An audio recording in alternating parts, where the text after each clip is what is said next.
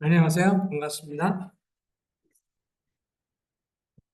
교재 감사드리고요. 우리가 지금 성도가 누리는 삼중 직분을 생각을 하고 있습니다. 묵상하고 있고요.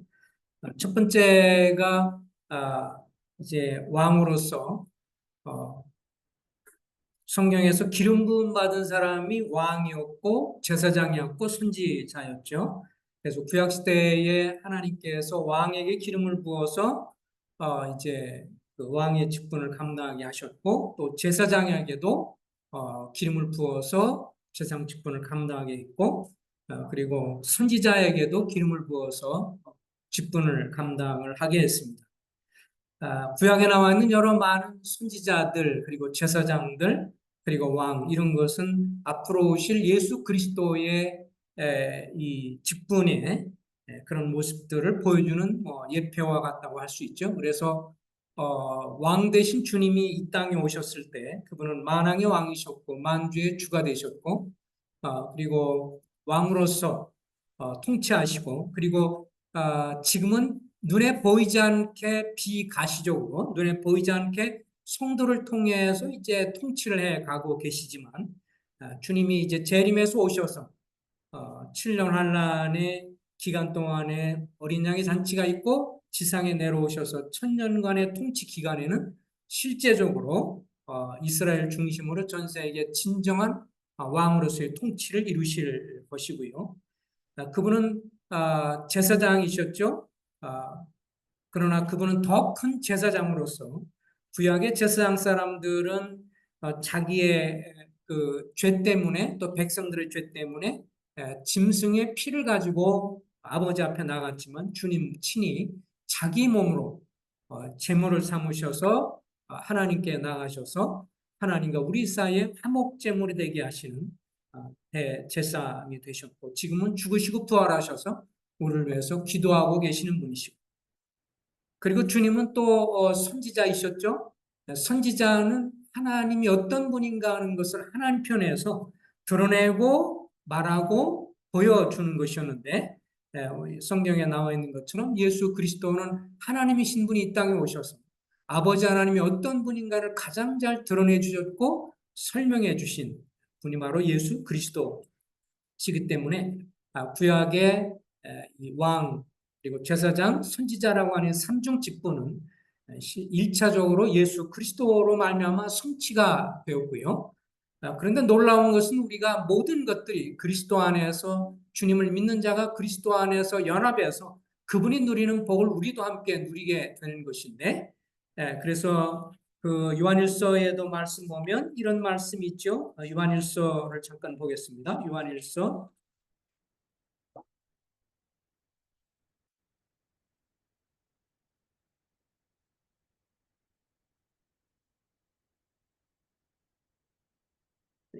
요한일서에 보면 우리가 그리스도 안에서 우리에게도 동일하게 기름 부으심이 있다는 것을 말씀해 주고 있습니다. 요한일서 2장 20절 말씀입니다.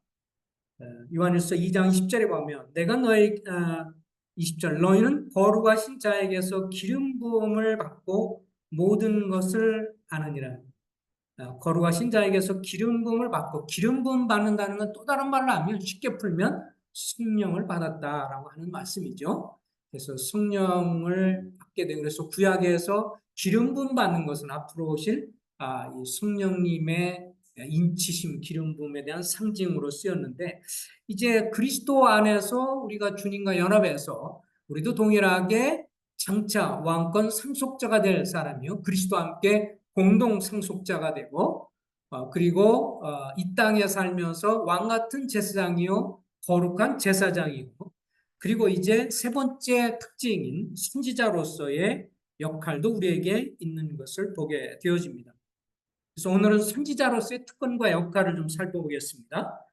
첫 번째로 선지자라는 말은 이제 그 우리 성경에도 보면 어떤 아, 예를 들어 흥정역이라든지 뭐 이런 데서 보면 대언자라는 표현도 있어요. 대신해서 하나님을 대신해서 말씀을 전하고 뜻을 전하는 사람을 대언자라고 하는데 선지자 대언자와 비슷한 의미를 갖고 있는 말입니다. 그래서 선지자의 첫 번째 특권과 역할은 하나님의 대언자로서 말씀을 또 하나님의 뜻을 전하는 사람이다 라고 하는 것이죠.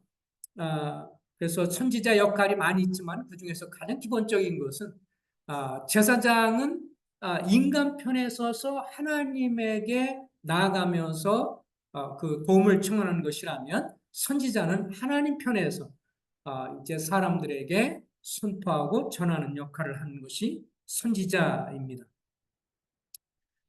나중에 선지자의 역할들을 쭉 계속 살펴보면 하나님의 뜻을 전하고 때로는 책망도 하고 또 권면도 하고 위로도 하고 뭐 그런 면들이 같이 있지만 그러나 오늘 이 시간에 좀 강조하고 싶은 것은 1차적으로 대언자 혹은 선지 역할을 하는 사람은 어쨌든 하나님이 어떤 분인가를 알아야 그분에 관해서 말할 수 있고 선언할 수 있기 때문에 첫째 번째 하나님의 대언자로서 말씀을 전하는 사람 주님을 충성스럽게 이 선지자 사명을 감당하려면 주님과의 친교가 있어야 한다라고 하는 것을 좀 먼저 살펴보도록 하겠습니다. 이 선지자 중에서 대표적인 선지자가 누구겠어요? 많은 사람이 뭐 엘리야, 이사야 등등 많이 하겠지만 주님이 모세를 향해서도 선지자라고 이야기를 했습니다. 그래서 모세를 향해서 신명기 34장 10절은 모세 같은 선지자이라고 얘기하면서 모세가 선지자인 것을 얘기를 해주었고요. 그런데 이 선지자인 모세에 관한 기록을 보면 우리가 갖고 있는 이 성경에다가 이 요세푸스라고 하는 유대인이 유대인의 역사에 관해서 기록한 책이 있습니다. 그것이 이제 요세푸스가 쓴이 그 유대인에 관한 역사입니다. 그래서 거기에 보면 이제 생명 말씀사에도 오늘 번역이 돼서 뭐 이렇게 두껍게 번역이 돼서 한 4권인가 정도가 될 텐데요. 그 요세푸스가 기록한 유대인의 역사를 보면 이제 성경에 나와 있는 거와 그 뒤에 이제 뒷이야기들이라든지 그리고 예수님이 오시기 전에 이 말라기서가 우리 성경의 마지막 성경이잖아요. 말라기서 다음에 마태복음까지 400년의 신구약 중간 기간 동안의 역사에 관한 것들 담고 있는 그런 것들이 이제 요세푸스가 쓴 기록인데요. 근데 거기에 보면 이제 모세에 관해서 이렇게 이야기를 합니다. 성경에도 보면 애굽의 공주라고 하는데 구체적으로 하셉투스 공주라고 이름이 나왔고 이 양반은 나중에 거의 왕권을 통치할 정도의 높은 지위까지 올랐기 때문에 모세가 아마도 하셉투스 공주의 양자로 들어가서 계속 애굽 왕궁에 있었으면 어쩌면 왕이 될 수도 있는 그렇지만 그가 이제 하나님을 숨기는 사람이었고 하나님의 부르심을 받은 사람이고 또 어렸을 때 어머니 영향, 아버지 영향 때문에 결국은 이제 자기 백성을 돌아보겠다는 마음으로 결국 일을 저지르게 되고 그러면서 이제 또 광야 가서 주님의 부르심을 받게 되는데 요세푸스 기록에 보면 모세는 그래서 왕궁에 자랐기 때문에 애굽 왕궁 자라면서 굉장히 최고의 대우를 받았고 또 당시에 최고의 학교인 뭐 태양신전학교에서 건축학이라든지 이런 것을 충분히 배웠을 거라고 다 이야기를 합니다. 지금도 피라미드가 굉장히 불가사의한 것 중에 하나라고 하잖아요. 그때 당시에 그보다 먼저 이렇게 세워져 있는 거기 때문에 그래서 건축학이라든지 이런 것에서도 다 배운 사람이었고 나중에 보면 이제 특이한 것은 이 모세가 애굽 군대를 지휘해서 다른 나라와 싸워서 이긴 아주 용맹스러운 장군으로도 소개가 되는데 근데 신기한 거는 뭐를 말씀드리려면 성경에서는 이 모세를 향해서 언급할 때 그냥 짤막하게 그 애굽에 있으면서 모든 학문을 배웠다라는 언급만 짤막하게 나오고요. 그 다음에 모세를 향해서 특별히 하나님께서 언급할 때는 그의 이런 거에 관한 기록은 전혀 말하지 않습니다. 그리고 뭐라고 말하냐면 출애굽기 33장 1절에 보면 사람이 자기 친구와 같이 이야기함 같이 여호와께서는 모세와 대면하여 말씀하셨다라는 구절이 나옵니다. 그러니까 모세가 개인적으로 뭐 얼마나 탁월한 지도력을 가졌는지 또 생각해 보면 이스라엘 민족을 애굽 땅에서 건져낼 때 당시에 뭐 60만 정도라고 이렇게 보니까 남자들만 따졌을 때 아내와 자녀들을 계산해 보면 그래서 200만이 넘었을 것이다 이렇게 추정을 하죠. 훨씬 넘었을 거다. 그럼 200만이나 더 되는 사람을 어쨌든 이 홍해 바다를 건너서 광야 생활 40년 인도하는 대단한 어쨌든 지도력 이런 것들인데 성경에서는 그런 지도력 또 군사로서의 군인이요 장군으로서 어떤 유명한 탁월한 전략가 이런 언급은 전혀 없고 그가 선지자라고 하는 것을 얘기하면서 가장 하나님 편에서 대변해서 다른 사람들에게도 주님이 직접 말씀한 것이 뭐냐면 그거였어요. 사람이 자기 친구와 같이 이야기함 같이 여호와께서 주께서는 모세와 대면하여 얼굴과 얼굴을 맞대서 친교하고 말씀하셨다라고 하는 것입니다.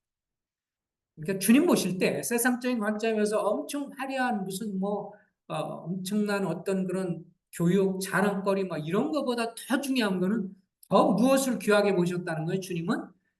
주님이 모세를 향해서 충성스러운 사람이기 때문에 모세의 충성도를 칭찬하셨고 또 친구하고 얘기하는 것처럼 하나님께서 모세와 더불어 친교하고 친밀하게 교제하셨다라고 하는 것입니다. 그래서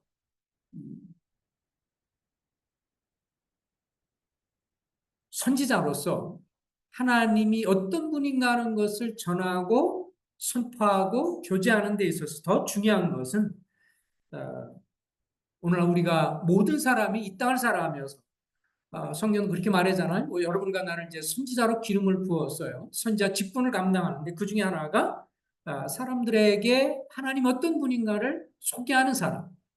또 다른 말로 성경에서는 증인이라고 했잖아요. 내가 보고 들은 바를 얘기하는 사람. 그런데 내가 다른 사람에게 주님은 어떤 분이에요? 라고 소개하려면 그 주님이 나를 구원해 주신 것뿐만 아니라 주님과 친교하고 친밀한 관계를 맺는 것이 참으로 중요하다라고 하는 것을 모세가 보여주고 있고 또 오늘날 우리에게도 마찬가지인 것을 보게 되어집니다. 주님을 생각해 볼 때도 그렇죠. 주님도 선지자로 이 땅에 오셨을 때 성부와 친교하심으로 말과 일에 능하신 선지자였던 것을 볼 수가 있습니다. 누가복음 24장 19절에요. 그래서 아까 말씀드린 것처럼 주님은 성부 아버지를 가장 잘 드러내신 분이시다. 요한복음 1장을 잠깐 보겠습니다. 요한복음 1장.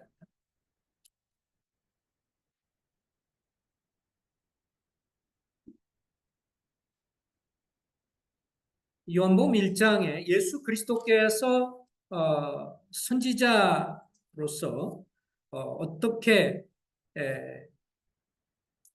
주님을 성부 하나님을 소개했는가를 보여주고 있죠.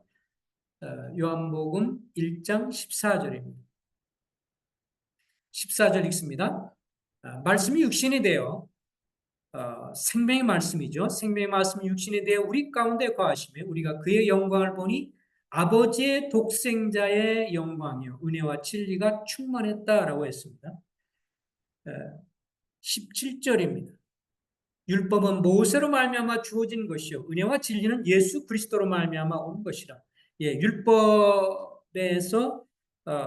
율법은 모세를 통해서 주어진 것이지만 은혜와 진리는 예수 그리스도로 말미암아 온 것이다라고 하면서 18절에 이렇게 하죠. 본래 하나님을 본 사람이 없으되 아버지의 품속에 있는 아버지 하나님과 정말 친밀하게 교제하신 품속에 있다고 하는 것은 정말 친밀함을 얘기하잖아요.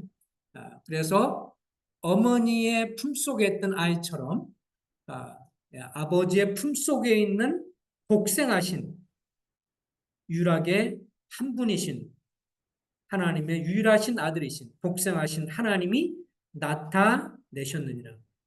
또 다른 말로 하면 공적으로 드러내셨다, 공적으로 설명하셨다.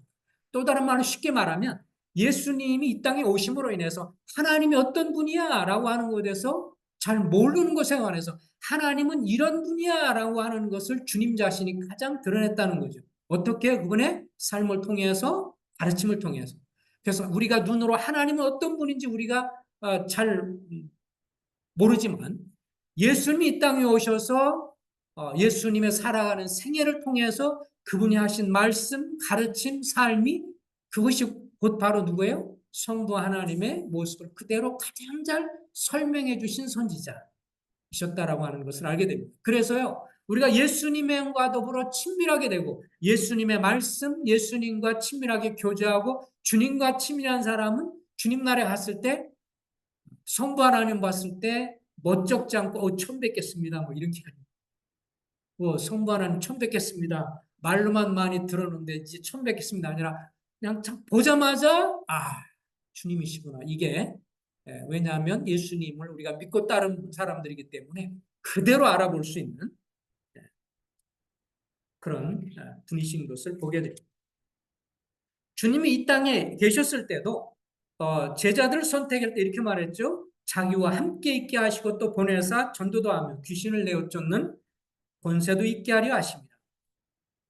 그래서 주님이 제자들을 부르신 첫 번째 이유는 자기와 함께 있게 하시고 그래서 가서 보내서 전도도 하고 뭐 귀신도 쫓아내고 이런 거 하기 전에 제일 중요한 게 뭐였어요? 자기와 함께 있게 하시고 자기와 함께 교제하고 친교하고 사랑을 나누고 주님의 뜻과 마음을 먼저 나누기를 주님이 원하셨던 것을 보게 되죠.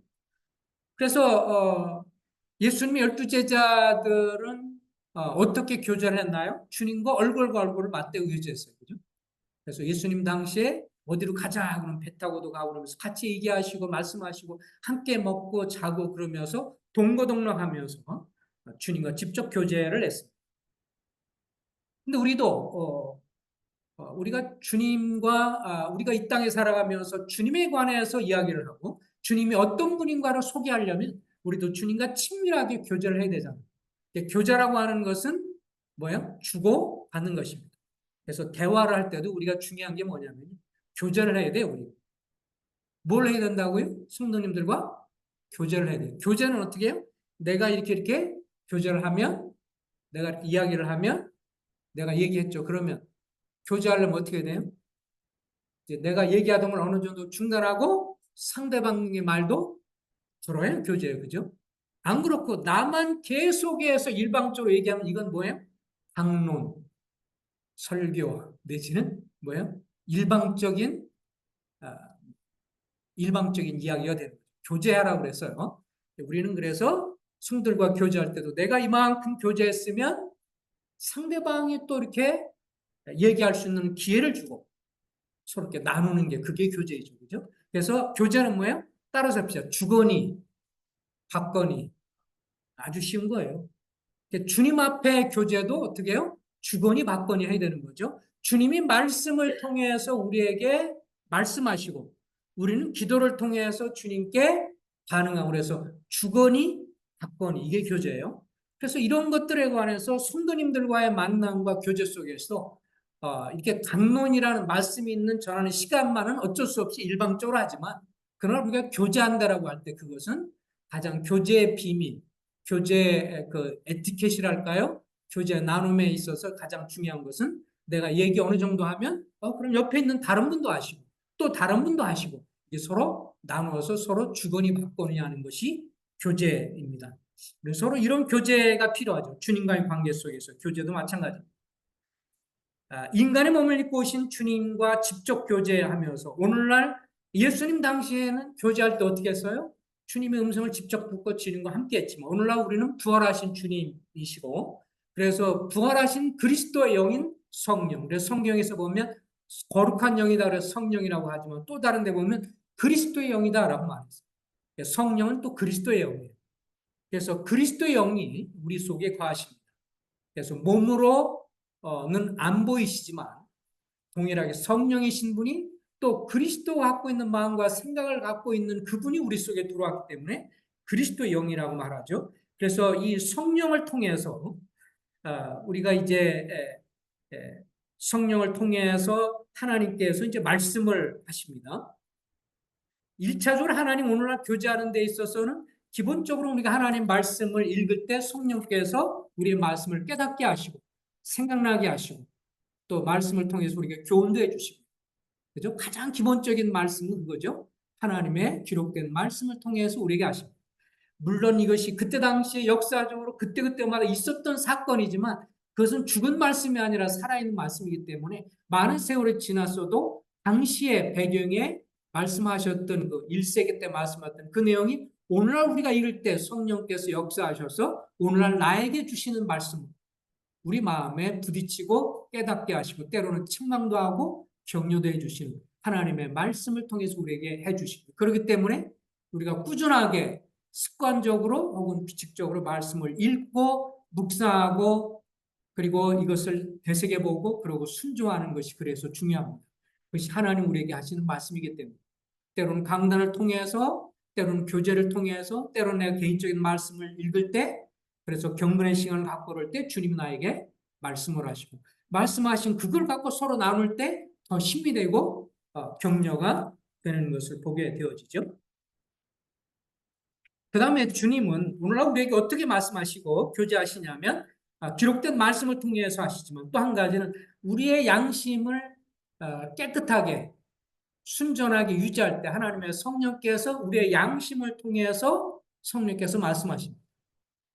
그러니까 이 성경 말씀을 제껴놓고 성경을 무시하고 나오면 잘못된 것으로 빠질 수 있지만 성경의 말씀을 붙들고 말씀을 주관하고 이 말씀을 따라가면서 우리가 또 한 가지 주님 앞에서 살펴볼 것 중에서는 때로는 주님이 여러 상황과 요건을 또 이런 걸 통해서 나에게 일어난 일들을 통해서 주님께서 어떻게 해요? 양심을 통해서 우리에게 말씀하시고 깨닫게 하시고 오늘 아까 주영재님이 이렇게 또 그런 거 하다가 생각나고 깨닫게 하는 것이 성령께서 우리에게 하시는 말씀입니다. 우리 안에 양심을 통해서 주님이 말씀하십니다. 근데 내 양심이 주님 앞에 온전하지 않고 내 양심이 주님 앞에 죄와 막 타협해 있고 내가 죄 가운데 어둠 가운데 있으면 어둠 가운데 있을 땐 주님이 말씀하시는 걸 우리가 듣지 못합니다. 주파수가 맞지 않으면 안 되는 거죠. 라디오를 우리가 틀려면 주파수가 맞춰져야 들리는 것처럼 내 마음이 주님 앞에 깨끗하지 않고 욕심으로 차 있고 또 다른 불결한 걸로 가득 차 있으면 주님이 하시는 말씀을 들을 수가 없어요. 근데 우리가 주의 말씀을 읽고 근데 우리 자신을 가장 깨끗하게 할 수 있는 게 뭐예요? 그건 또 다시 말씀이에요. 내 마음의 상태를 가장 잘 지적해 주는 게 말씀이거든요. 내가 어떤 분이라, 성경 읽는 거 불편해요. 왜냐하면 성경 읽으면 막 책망이 되고, 성경 읽으면 내 마음 막 찔리거든요. 주님은 이렇게 찔리게 하신 이유가 뭐예요?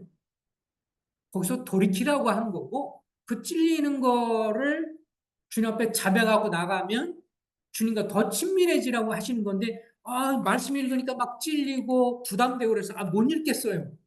이러면 안 되는 거예요. 그죠? 찔리고 그러니까 오히려 말씀 읽고 그러면 찔리는 것을 어떻게 해야 돼요? 주님 앞에 즉시 자백하는 거예요. 내가 이런 것에 대한 마음에 걸리는 게 있는데 주님 책망하시니까 내가 자백합니다. 그리고 내가 순종하겠습니다. 그럴 때 주님과 교제가 더 친밀해지고 가까이 나가는 거죠. 그리고 아까 말한 것처럼 이제는 그 다음에 이어서 우리들 향해서 하시는 것이 뭐냐면 곧바로 이어서 계속 주님과 이 친밀한 관계 속에서 교제가 되어지고 성령이 예민하게 말씀하시는 것을 듣는 그 상황이나 여건을 통해서 주님 말씀하신 것을 순종하고 막 이러면 주님이 더 많이 가까이 하시고 교제를 할 수가 있습니다. 전에도 같이 늘 얘기하지만 어떤 사람과 친한 친구가 서로 얘기를 하는데 막 한참 얘기하는데 어떤 사람이 내 말을 안 들어. 내가 뭐 막 얘기를 하는데 질문했어요. 질문에 답변을 막 얘기하는데 안 들어. 그럼 어떡한가요? 하다가 그러거나 말거나 계속한다. 아니면 중단한다. 여러분 어떻게 하십니까? 보통 중단하죠. 이 양반 내 말 안 듣네. 질문했어. 어떻게 지냈어? 그래서 사실 요새 그런데 딴 사람은 막 얘기하고 있어.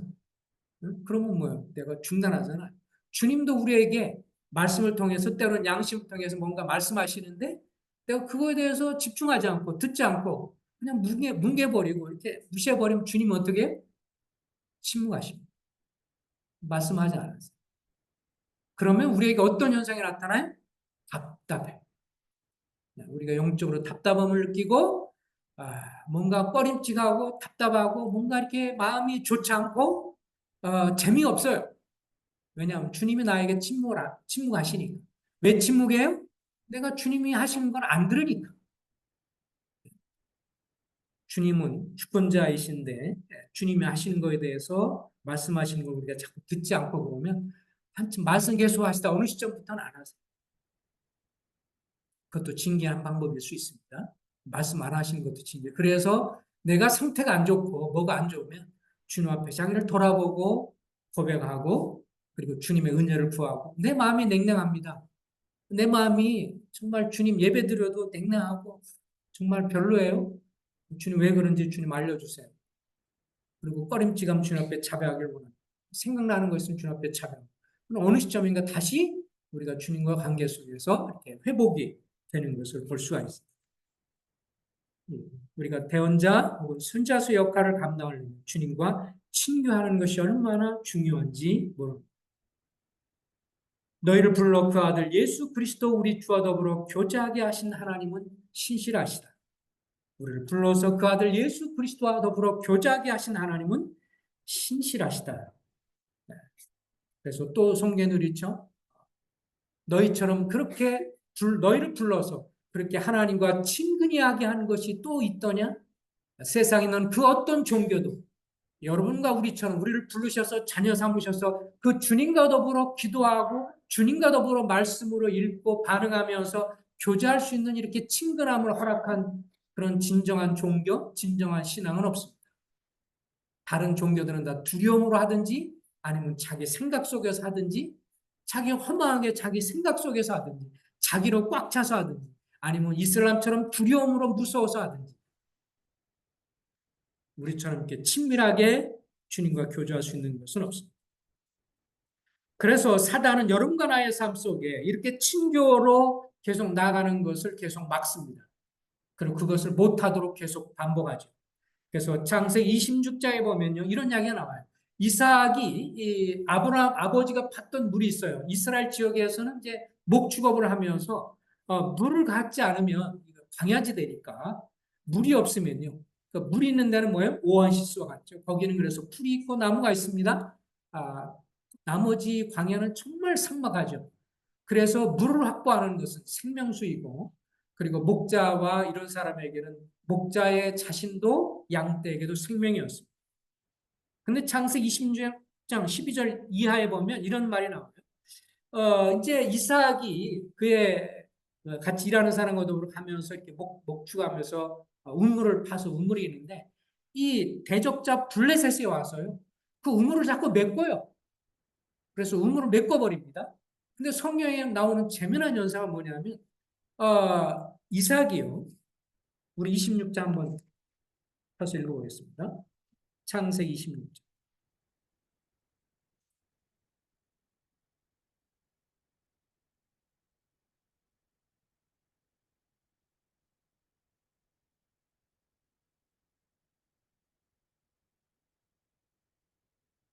창세기 26장 12절입니다.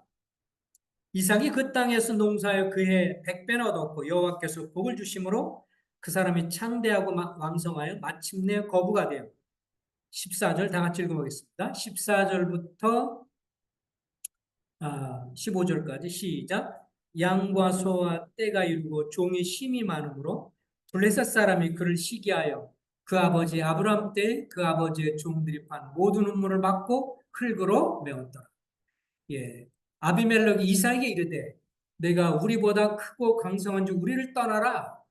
그래서 이삭이 그곳을 떠나 그랄 골짜기에 장막을 치고 거기에 거류하며 그 아버지 아브람 때 팠던 음물들을 다시 팠으니 이는 아브라함이 죽은 후에 블레셋 사람이 그 음물들을 메웠습니다. 이삭이 그 음물들의 이름을 그의 아버지가 부른 이름으로 불렀더라. 이삭의 종들이 골짜기에 파서 생근을 얻었더니 그날 목자들이 이삭의 목자와 다퉈 이르되 이 물은 우리의 것이라 하며 이삭이 그 다툼으로 말미암아 그 우물 이름을 에색이라 하였으며 21절 또 다른 우물을 팠더니 그들이 또 다툼으로 그 이름을 신나라 하였으며 이삭이 거기서 옮겨 다른 우물을 팠더니 그들이 다투지 아니하였으므로 그 이름을 르호봇이라 하여 이르되 이제는 여호와께서 우리를 위하여 넓게 하셨으니 이 땅에서 우리가 번성하리로다 하였더라. 여기서 그 장면이 계속 나오죠. 우물을 파니까 블레셋 대적들이 와서 메꿉니다. 이 블레셋의 후손들이 지금도 누구예요? 팔레스타인이잖아요.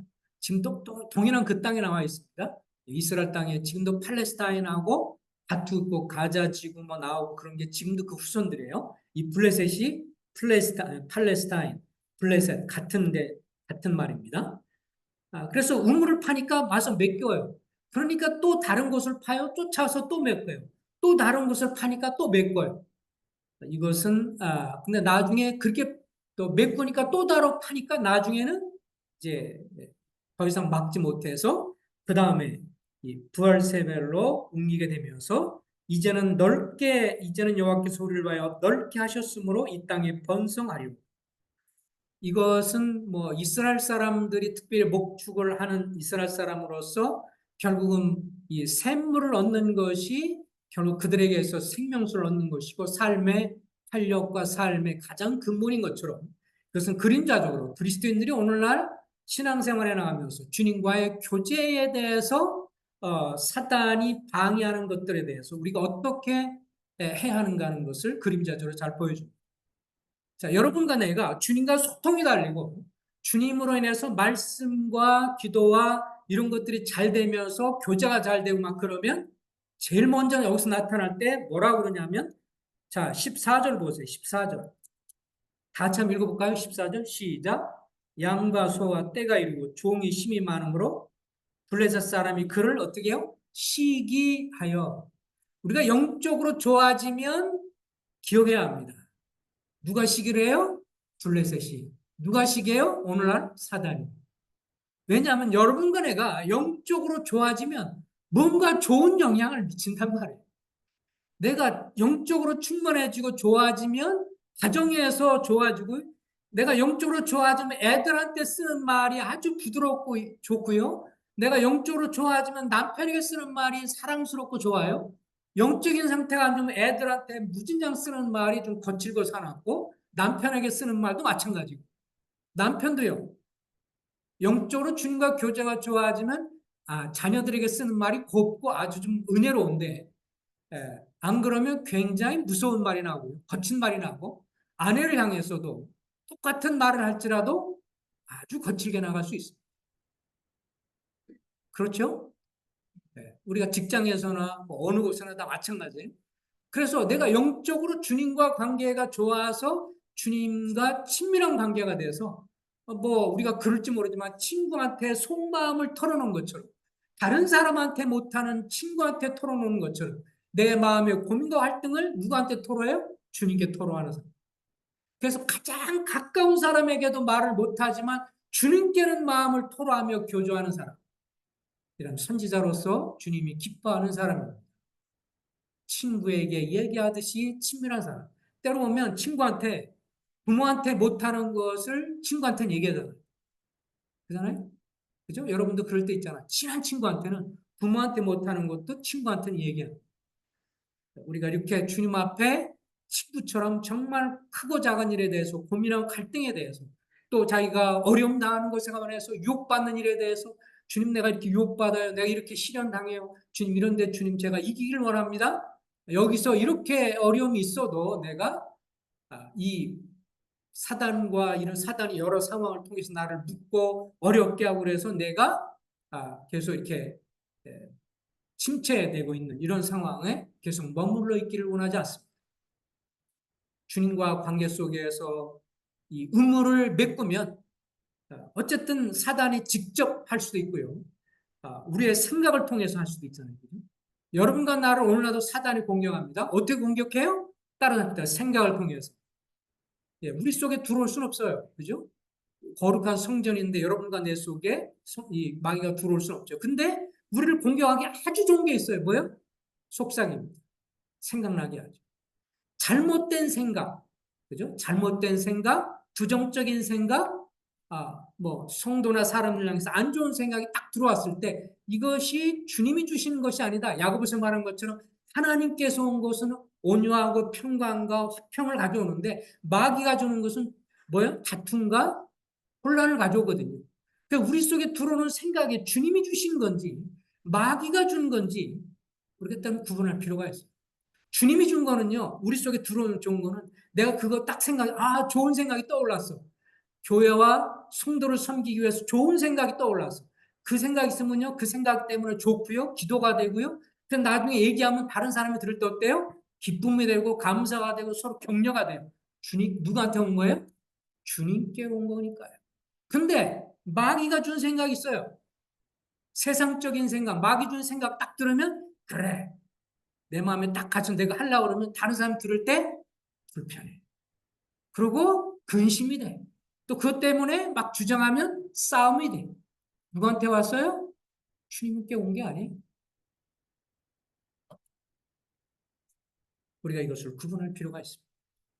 내 속에서 떠오르는 것이 막 그냥 주님께서 주신 좋은 선한 지혜인지, 그래서 성경에 보면 칭찬받는 사람이 뭐예요? 지혜가 충만한 사람.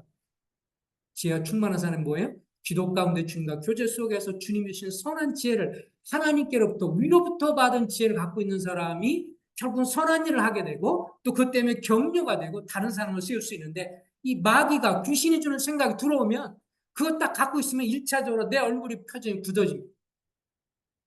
여러분 기억하지 않으세요?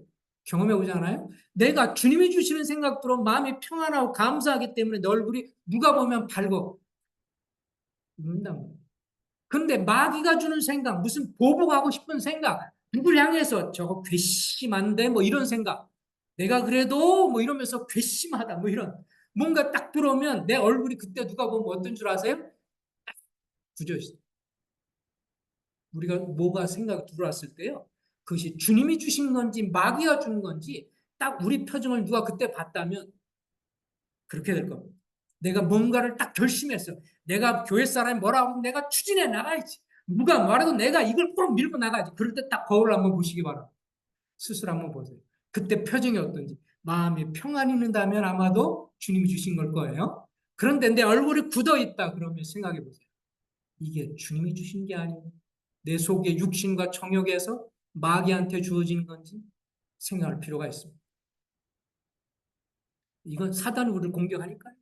그렇게 해서 그런 것이 들어오면 1차적으로 어떤 생각이 있어요? 영적으로 주님과 교제가 잘 안 됩니다. 기도가 잘 안 됩니다. 내 생각 속에만 몰입됩니다. 말씀을 더 읽고 내 자신을 살피고 성도와 교제하는 거 껄끄럽고 싫습니다. 그냥 내 마음대로 하고 싶어요. 내가 요구하고 싶어요.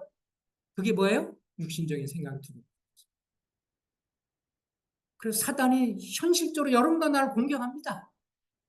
지금도 계속 우물을 메꾸고 있어요. 근데 여기에 이상하게 놀라운 것은요. 그렇게 메꾸는데 포기하지 않았다는 거예요. 한번 메꾸니까 거기서 끝났다 에라 될 대로 되라 뭐 이런 게 아니고 또 주님 앞에 나가면서 주님을 의뢰하며 생수를 찾는 것처럼 다시 이렇게 펐어요. 오늘날 우리에게는 뭐가 될까요? 내가 영적인 상태가 안 좋고 뭐가 안 좋으면 주님 앞에 어떻게 돼요? 기도해야 합니다. 기도해야 합니다. 그리고 내 자신을 살피고 주님 앞에 자백해야 합니다. 영적으로 가만히 보면요.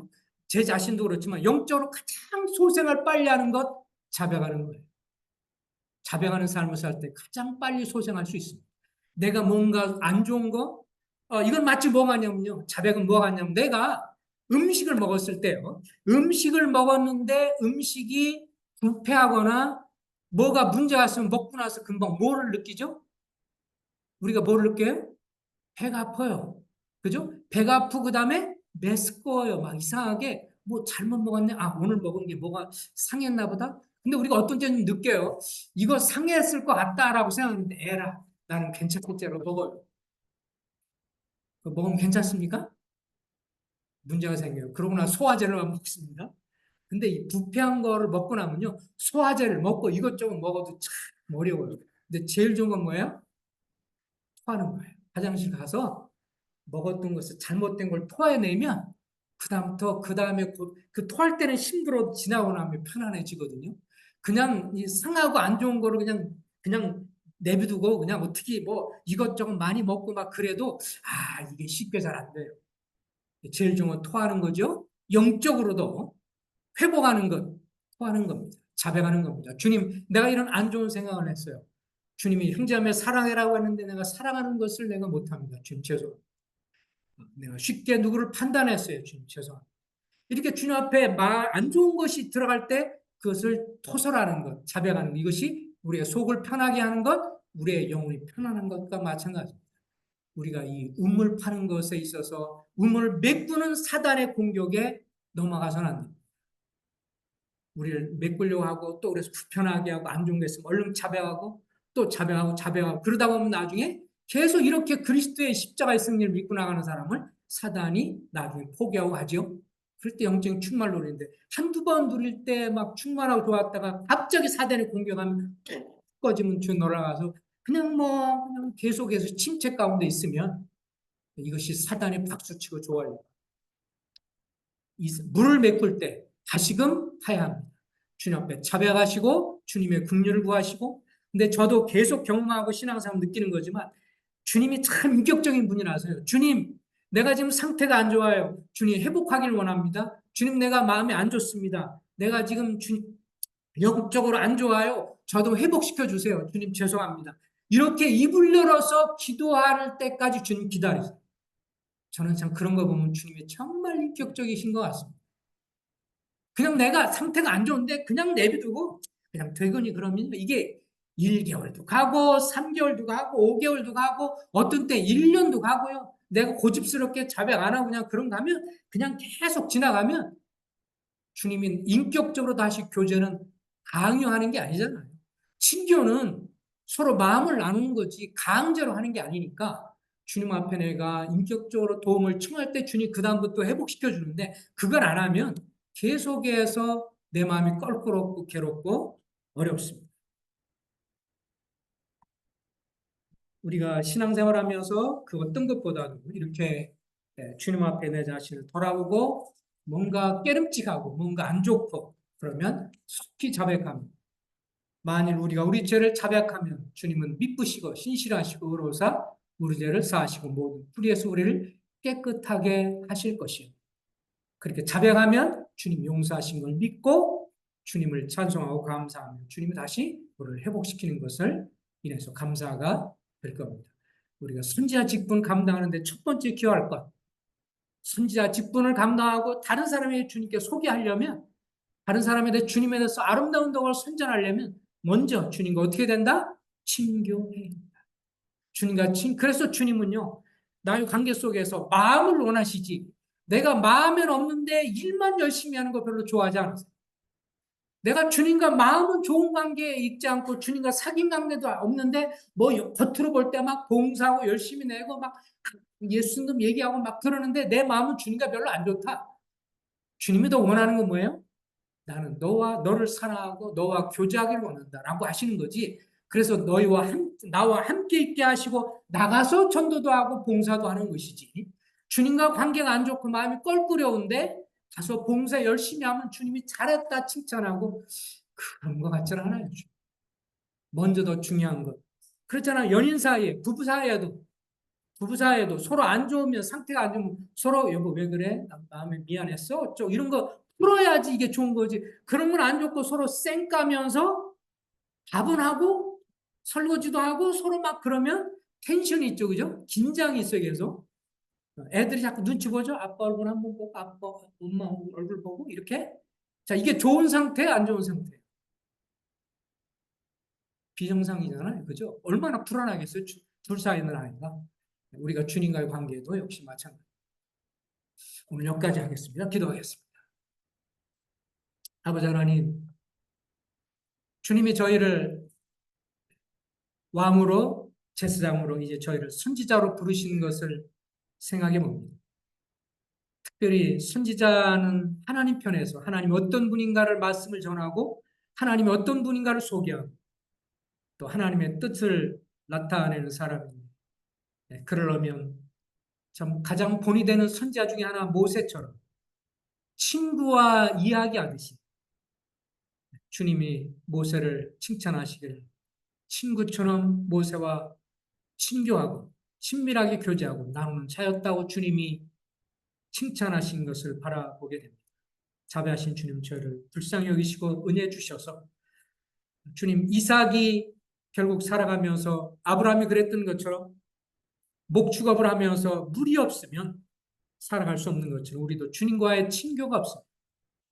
주님이 얼굴빛을 비춰주셔서 저희들에게 은혜 주시고 평강을 주시지 않으면 저희 마음에 기쁨이 없는 것을 알게 되옵나이다. 아버지, 우리가 진정한 교제를 할 수 있게 축복해 주시옵소서. 성도들 간에도 주님, 내가 다른 분에게 교제하면 또 성도들이 내가 교제하면 다른 분의 말도 듣고 주거니 받거니 하는 교제가 우리 사이에 아름답게 이루어질 수 있도록 일방적인 강의가 아니라 일방적인 강론이 아니라 서로 주거니 받거니 하는 교제, 이런 아름다움과 기쁨을 서로 얻을 수 있도록 해주시길 원합니다. 주님과의 관계 속에서도 우리가 진정한 교제가 돼서 주님은 말씀하시고 말씀을 통해 말씀하시고 나는 기도를 통해서 또 응답하고 주거니 받거니 하는 아름다운 친밀한 관계가 이루어져서 우리 마음의 기쁨이 즐거움으로 신앙생활을 할 수 있도록 저희를 축복해 주시고 이 가장 기본적인 이 부분에 있어서 간과하고 넘어가지 않도록 특별히 이 부분에서 사단이 얼마나 간교하게 우리를 무너뜨리려고 하고 우리에게 생수가 근원이 되는 샘물을 목자들이 파는 것처럼 주님과의 교제, 주님과의 사귐을 막는 여러 가지 많은 근심으로 시련으로 또 주님 많은 유혹으로 그리고 마음에 또 좋지 않은 생각으로 주님과 교제를 깨뜨리는 이런 것들에 대해서 우리가 불복하고 뒤로 물러나지 않게 해주시고 자백하면서 주님께 나아가서 친교를 회복하는 그리함으로 충만한 그런 저희가 되고 주님 기쁨으로 주님을 섬기는 저희가 될 수 있도록 축복해 주시길 원하는데 예수 그리스도 이름으로 감사하며 기도했습니다.